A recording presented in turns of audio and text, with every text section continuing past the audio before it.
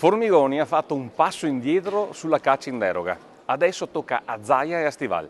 L'adesione del presidente della Lombardia di chiedere al Consiglio regionale di abrogare le leggi sulla caccia in deroga e sui richiami vivi è sicuramente una buona notizia. Come si dice, meglio tardi che mai. Adesso mi auguro che Zaia segua l'esempio dell'ex alleato politico del PDL per evitare che sul Veneto piovano le sanzioni comunitarie.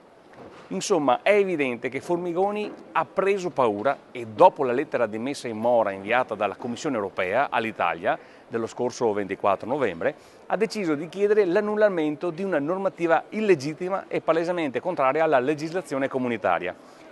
Vediamo se anche Zaia e il suo compagno Stival avranno il coraggio di ammettere l'errore e di rimangiarsi una normativa approvata solo per fare felice la lobby dei cacciatori e mettersi in tasca qualche pacchetto di voti. Sì, perché mentre Tarda il Veneto e il Consiglio di Stato cambiano idea sulla caccia in deroga da un giorno all'altro, la Commissione europea ha le idee chiarissime. L'Italia deve adeguarsi alle sentenze della Corte di Giustizia sul rispetto della direttiva Uccelli, altrimenti scattano le sanzioni. Infatti, dopo le mie interrogazioni sulla caccia in deroga in Veneto e Lombardia, la Commissione europea ha fatto sapere di aver inviato 2 lettere di costituzione di messa in mora all'Italia per la caccia in deroga e per chiederle di conformarsi alle 3 sentenze, ben 3, della Corte di Giustizia europea relative a una serie di inadempienze nel fornire un'adeguata protezione agli uccelli selvatici.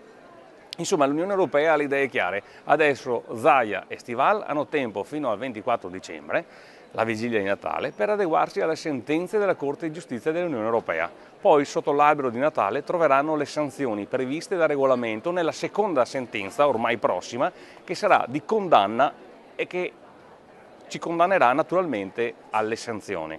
Zaia e Stival facciano come Formigoni, oppure tengano pronto il portafogli perché, arrivate le sanzioni, farò tutto il possibile affinché la Corte dei Conti faccia pagare a loro il conto e non ai cittadini e contribuenti veneti.